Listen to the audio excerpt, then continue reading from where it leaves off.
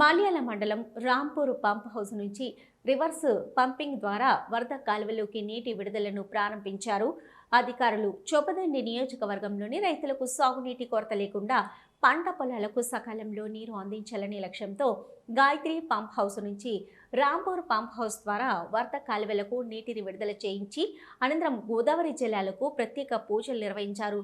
పంటలు సమృద్ధిగా పండి పాడి పంట వృద్ధి చెందాలని ఆకాంక్షించారు.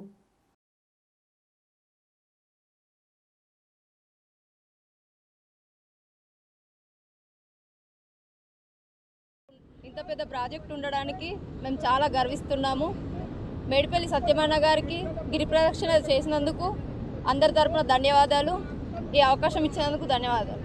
ఈరోజు గిరి ప్రదక్షిణ చేసి ఆంజనేయ స్వామి కరుణా కటాక్షాలతో దేవుడు కరుణించి రైతుల బాలిట అంటే నిజంగా దేవుడు ఉన్నాడు అని నిరూపించడానికి ఈ గిరి ప్రదక్షిణ చేసిన సందర్భంగా దేవుడు సంపూర్ణంగా మా ఎమ్మెల్యే గారిని రైతులందరినీ కరుణించి ఇంత గొప్ప వర్షం పడి రైతులందరి హృదయాల లోపల ఆనందాన్ని వెల్లివిరిసినటువంటి ఆనందం కురిపించినటువంటి ఆ దేవునికి మనస్ఫూర్తిగా వేడుకుంటూ